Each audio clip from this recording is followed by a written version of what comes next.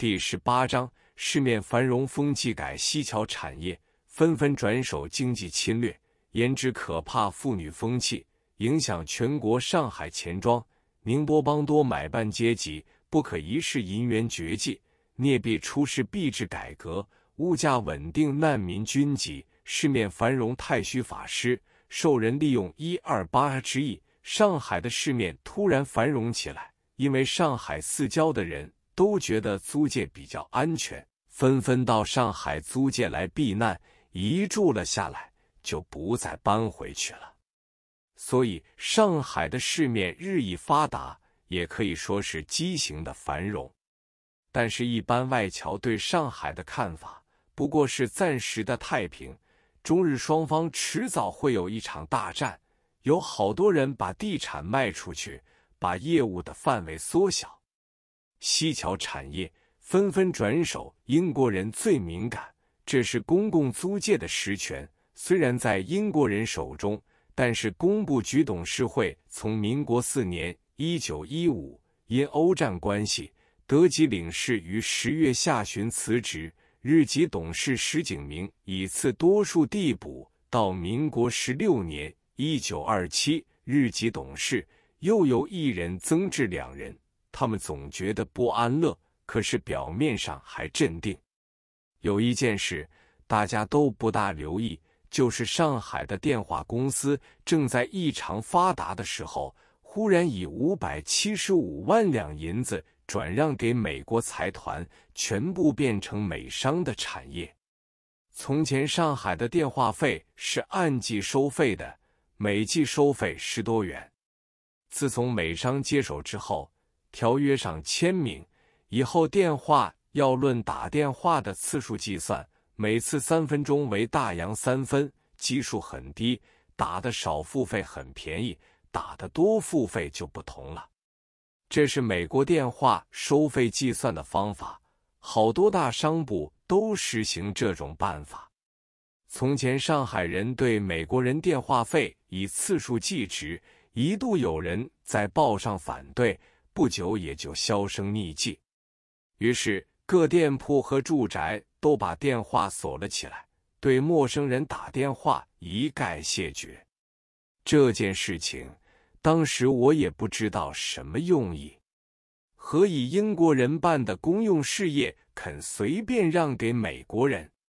后来才知道，他们要将各种产业纷纷变卖，免得大战爆发，遭到重大损失。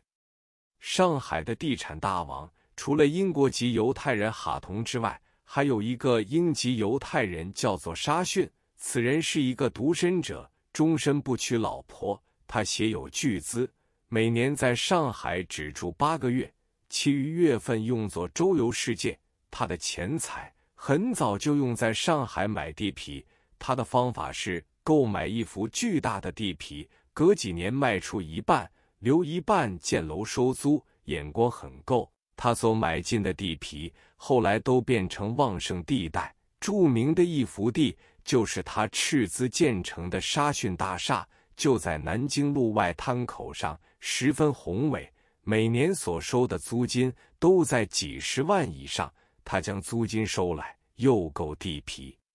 霞飞路的13层楼大厦也是他的产业，他的产业一多之后，银行都和他发生贷款关系，所以他要买进地皮的话，款项可以一呼而及。像这种高楼大厦，他一共有10多处。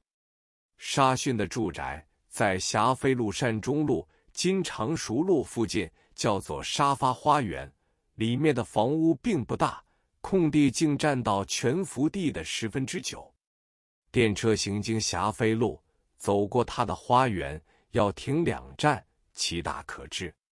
128战争时期，他避居欧洲，回到上海之后，自称年事已老，要宣告退休，首先把沙发花园分割出售，直到卖光为止。其他大厦他转让给各个地产公司，然后携巨资远走高飞，不知所终。他这许多钱都是从中国人手中搜刮而来的。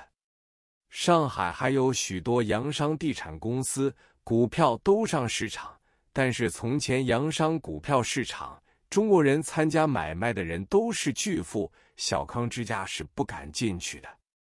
战争之后，房屋奇缺，租金猛涨，地产公司的股票天天上升，外国人明收暗吐，中国巨商认为是好机会，只收不吐，所以好多地产还是套在中国人头上。但是幸有后来抗战时期的畸形繁荣，所以吃亏并不太大。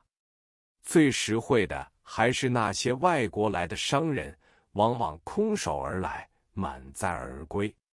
经济侵略严之可怕，外国人在上海最早发行公司股票、公司公债，股票都上市，所以外国人到中国来做生意，只要有第一批本钱，此后便可以取之于华人。这种股票和公债利益优厚，而月月涨，年年涨，不过涨的幅度一年不会超过 20% 左右。然而已经令到上海的高等华人大发其财，不上数年，资本又加了几倍。外国的股票虽然是一种专门的投资企业，也含有一种专门的经济学，但是一到了上海就变质了。有许多外国大华头先后来上海，组织保险公司、贸易公司、地产公司，滥发股票，仗着他们的势力，谁也不去研究他们的内容和实力。其中有名人物很多，积资少者数百万，多则数千万。所以后来有一个美国人到上海，看了这种情况，写了一本书，叫做《冒险家的乐园》，并且有中文译本。我们看了之后为之哗然。在我记忆中，有几个外国大华头，一个是开设汽水公司的，当时上海人称汽水为荷兰水，说是荷兰发明的。此人发财之后衣锦荣归，成为巨富。一个做雪糕公司的，从前上海人称雪糕叫冰淇淋。这家公司的老板到上海来，只带有美金36元，设厂制造雪糕，最初一桶一桶卖给菜馆的，后来改为纸包块状批发，销路很大，大发其财。接着便开了几处冷藏库，后来再从冷藏库发展到向沿铁路各省各县收购鸡蛋，不但将鸡蛋运出口，而且把鸡蛋制成干蛋和蛋粉运销外国，专供做蛋糕之用。此人发的财总以千万元计。但是他们在中日战争前后一看形势不对，都把产权转卖给中国人，他们一些也没有吃到亏。然而仍有极大数量的房屋和地产，如浦东的一个石油库可以容纳石油20万吨，这种油库的设备卖不掉又搬不动，终于冻结在上海。不过汽油和石油销售于中国已有100年之久，根据统计1948年这一年，汽油销到4826万美元，利润的丰厚不可胜计，所以这种设备的放弃，在他们还是不觉得十分可惜。